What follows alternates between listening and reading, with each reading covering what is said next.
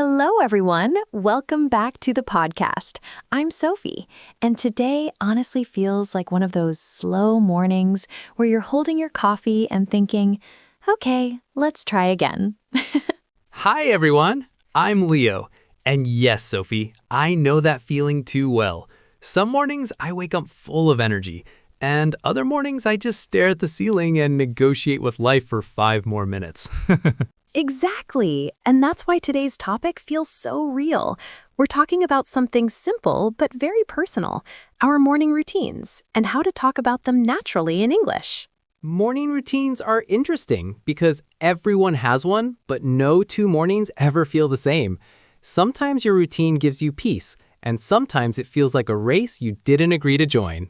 And if you're learning English, this is such a powerful daily life topic. You don't need big words, you just need honest ones. So today, we'll share real mornings, not perfect ones, coffee spills, alarm snoozes, quiet moments, and rushed moments too.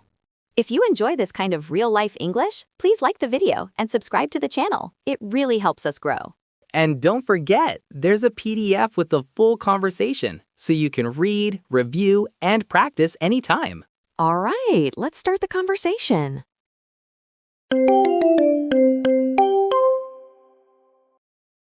So Leo, when people ask you, how does your morning usually start? What's the first image that comes to your mind? Honestly, the first thing I think about is my alarm going off and me pretending I didn't hear it. I usually wake up to the second or third alarm, and for a few seconds, I don't even remember what day it is. I just lie there trying to decide if I should get up right away or give myself a little mercy. I can really relate to that. I used to feel guilty about not jumping out of bed immediately, but now I see that those few quiet minutes help me feel human. When I finally get up, I like to open the curtains first.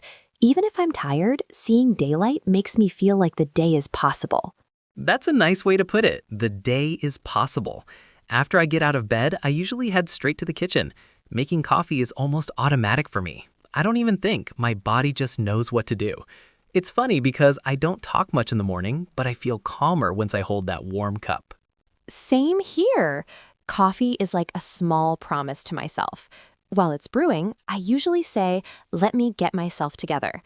That's a very natural expression in English, by the way. It means you're taking a moment to wake up, think, and feel ready for the day. That's a good one. I also often say, I need a slow start today. When you say that, it means you don't want to rush, even if the day will be busy later.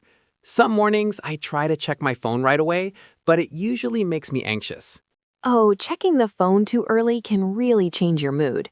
I notice that if I read messages or news immediately, my mind starts racing. So now I try to wait. I tell myself, there's no rush. That phrase is useful too. It's a gentle way to remind yourself that you don't need to hurry. I like that. After coffee, I usually do something very simple, like stretching or standing by the window. I wouldn't call it exercise, but it helps my body wake up. Some mornings I feel motivated, and some mornings I don't, and I'm learning to accept both. Acceptance is such a big part of mornings, isn't it? My routine changes depending on how I feel. If I wake up calm, I might sit quietly and think about my plans. If I wake up stressed, I try to do one small thing, like making my bed. It gives me a feeling of control. Making the bed is interesting because it's such a small action, but it changes the space around you. I sometimes say, at least I did one thing right today. It sounds a bit dramatic, but it actually motivates me.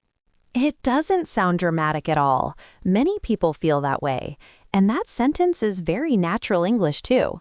You're not saying the day is perfect, just that you made a good start. What about breakfast? Are you a breakfast person? It depends on the day. On busy mornings, I skip it and regret it later. On calmer mornings, I enjoy a simple breakfast. I like to say, I try to keep it light. That means not too heavy, not too much effort. That's a great expression. I often say, I'm not fully awake yet, especially when someone talks to me too early. It's honest, and people usually understand. Mornings can feel very personal, almost private. Yes, and talking about them in English is a great way to practice real conversation. You're not memorizing, you're sharing. When someone asks about your morning, they're often asking about your life, not just your schedule. Exactly, and that's why this topic connects so deeply. Your morning routine is not just what you do, but how you feel while doing it. Some days feel heavy, some days feel hopeful, and both are okay. I think that's a great reminder for anyone listening. Your English doesn't have to be perfect in the morning, and neither does your life. You just show up, step by step. Beautifully said, Leo. And honestly, that's how mornings teach us English too. Slowly, naturally, and with a bit of patience.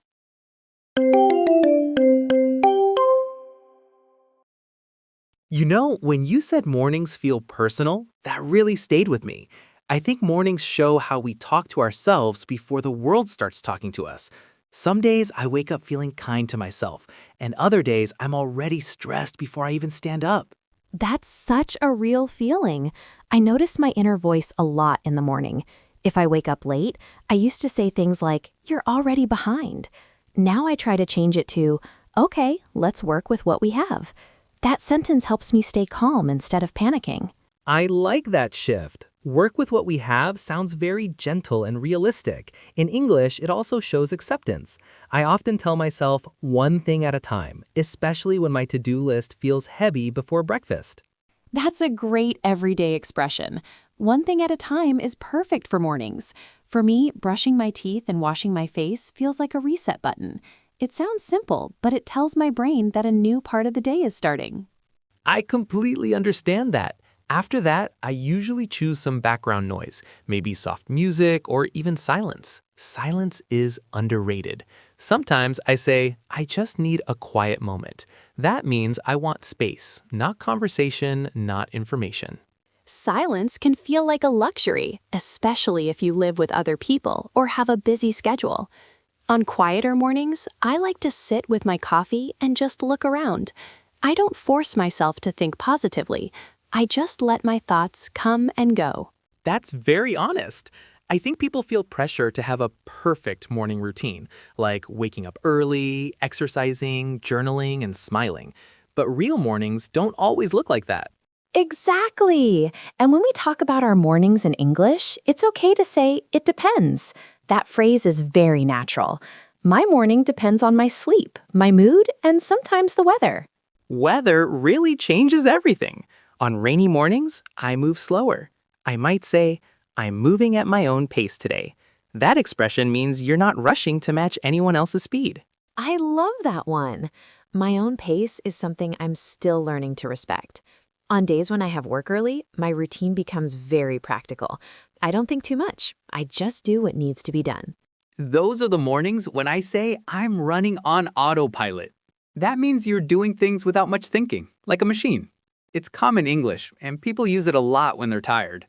Yes, and it doesn't mean something bad. It just describes a state. After those busy mornings, I sometimes feel disconnected from myself, so I try to reconnect later in the day. That's an important point. Mornings don't have to carry all the pressure of the day. Sometimes I remind myself, this is just the beginning. That sentence gives me room to breathe. I really love how that sounds. When someone asks me, "How was your morning?" I don't try to impress them. I just answer honestly, like, "It was slow," or "It was a bit chaotic, but I managed." But I managed. It's such a powerful phrase. It shows effort, not perfection. In English, it tells a small success story. I use it often. Me too. And when I talk about mornings with friends, it often becomes emotional. Mornings can remind us of loneliness, pressure, or even hope. They hold a lot more than people think. That's true. I remember a time when mornings were my least favorite part of the day because I felt lost in my life. Now they feel calmer, even when they're not easy. Thank you for sharing that. It shows growth, and it's also a reminder to listeners that talking about daily routines is not boring. It's meaningful because it reflects where you are in life. Exactly. If you're learning English, this topic gives you a chance to speak from your heart. You don't need big grammar rules. You just need sentences that feel true to you. And if you ever feel stuck, you can start with something simple, like, "My mornings are different every day." That opens the door to real conversation. Or even, "I'm still figuring it out." That sentence works for mornings, English, and life in general. Very true. I think mornings teach us patience, especially with ourselves, and that patience shows in how we speak, too. I couldn't agree more. Talking about mornings is really talking about how we begin again every day.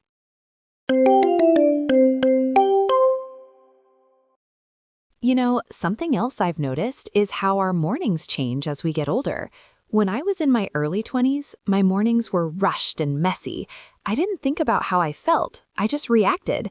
Now, I try to listen to myself a little more. That's very true.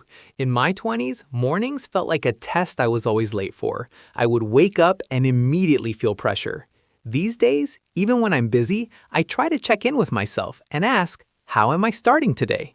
That question alone can change everything. Sometimes the answer is, I'm tired, and that's okay. Other times it's, I feel ready, which is a nice surprise.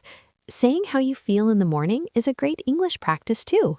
Absolutely. When I describe my morning, I often use the phrase, I ease into the day. That means I don't jump straight into stress. It's a gentle start, even if the schedule is full.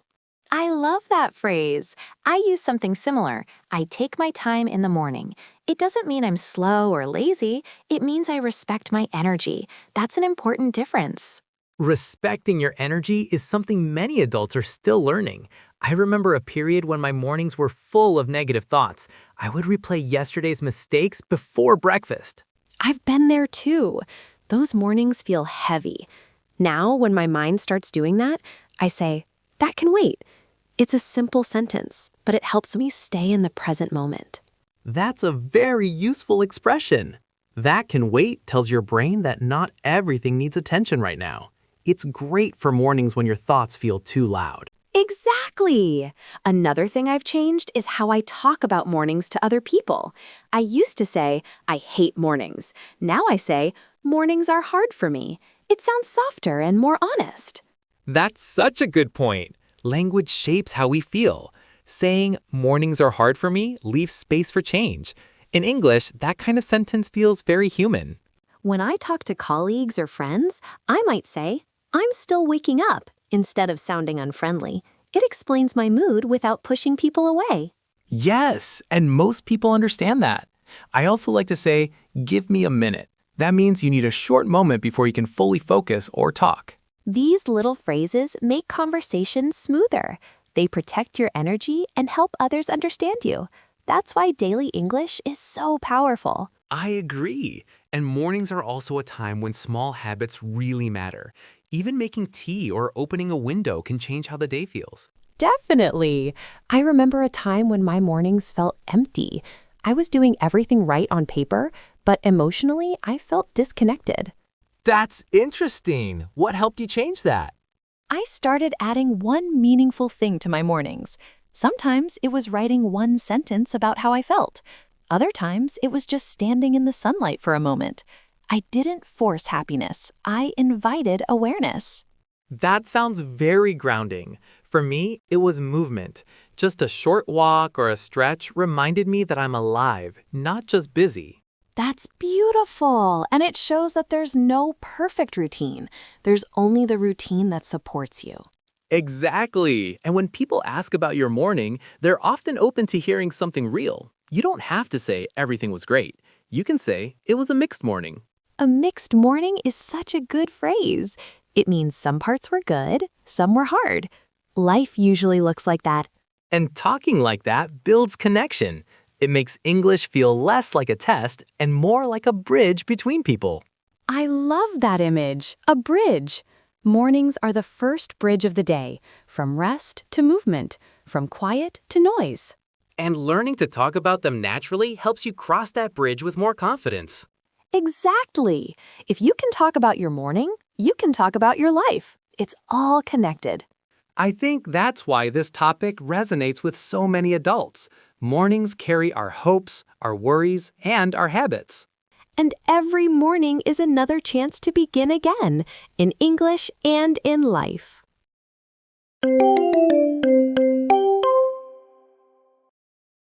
You know, Sophie, listening to everything we've shared, I realize how much mornings quietly shape our confidence.